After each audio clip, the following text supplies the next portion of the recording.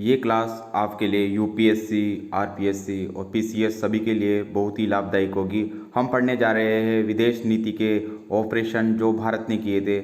उनमें है पहला है अभी जो हाल ही में किया गया है ऑपरेशन गंगा 2022। भारत सरकार ने ऑपरेशन गंगा नाम से एक बहुआयामी पहल शुरू की है। यूक्रेन से भारतीयों को सुरक्षित निकालने में सहायता हेतु एक समर्पित Twitter handle of Ganga helpline की घोषणा की गई थी। रूसी सेना के हमलों का सिलसिला शुरू करने के बाद यूक्रेन में युद्ध छिड़ने के साथ ही रूस और यूक्रेन के बीच तनाव बढ़ गया था। ऑपरेशन गंगा ये उन सभी भारतीय नागरिकों को वापस लाने के लिए एक निकासी मिशन था जो वर्तमान में यूक्रेन में फंसे हुए थे।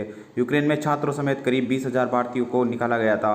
भारतीय निकासी उड़ानें रोमानिया, हंगरी और पड़ोसी देशों से संचालित हो रही थी। भारतीय सरकार द्वारा रोमानिया, हंगरी, पोलैंड और स्लोवाकिया की सीमाओं में फंसे भारतीयों को निकालने की सुविधाएं भी प्रदान की गई थी और इसमें कुछ मंत्री शामिल किए गए थे तथा 24 मंत्री इसमें शामिल थे, जिसमें प्रमुख रूप से शामिल थे एस जयशंकर विदेश मंत्री शामिल थे और ज्योतिराव सिंधिया नागरिक उड्डयन मंत्री शामिल थे और भी अन्य मंत्री इसमें शामिल थे। Vande Bharat mission 2020 corona virus के कारण वैश्विक यात्रा पर प्रतिबंध होने से विदेश में फंसे भारतीय नागरिकों को वापस लाने हेतु वंदे भारत मिशन चलाया गया था। इस मिशन के तहत कई चरणों में 30 अप्रैल 2021 तक लगभग 60 लाख भारतीयों को वापस लाया गया था।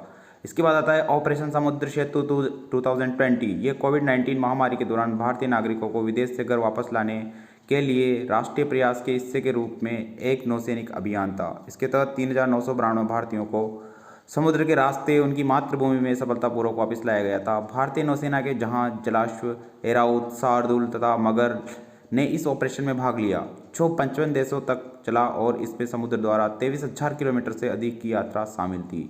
इसके बाद आता है दोस्तों ऑपरेशन राहत 2015। वर्ष 2015 के एमन संकट के दौरान भारतीय सशस्त्र बल द्वारा शुरू किए गए ऑपरेशन राहत के अंतर्गत एमन से 41 देशों के 960 विदेशी नागरिकों के साथ 4,640 से अधिक भारतीय नागरिकों को निकाला गया था। यह अभियान वायु मार्ग और समुद्र मार्ग दोनों से संचालित किया गया था। इसके बाद आता है ऑपरेशन मैत्री 2015। वर्ष 2015 में नेपाल में आए भूकंप में बचाव और राहत अभियान के रूप में ऑपरेशन मैत्री का संचालन भारत सरकार और भारतीय सशस्त्र बलों के द्वारा किया गया था। भारतीय सशस्त्र बलों ने लगभग 5,188 लोगों को निकाला था, जबकि लगभग 785 विदेशी पर्यटकों को पारगमन वीजा प्रदान किया गया था। दोस्तों इसके बाद आता है ऑपरेशन सुरक्षित घर वापसी 2011। इसे भारत सरकार ने 26 फरवरी 2011 को लीबियाई गृह युद्ध में फंसे भारतीय नागरिकों की सुरक्षित वापसी के लिए शुरू किया था। इस ऑपरेशन में लगभग 15,000 नागरिकों को बचाया गया था। इसमें भारतीय नौसेना और एयर इंडिया द्वारा वायु मार्ग और समुद्र मार्ग दोनों का उपयोग किया गया था। इसके बाद आता है ऑपरेशन सुकून 2006। जुलाई 2006 में जैसे ही इजराइल और लेबनान में सैन्य संघर्ष में शुरू हुआ, भारत ने ऑपरेशन सुकून शुरू करके अपने वहां फंसे हुए नागरिकों को बचाया, जिसे अब बेरूत सिलिप्ट के नाम से जाना जाता है।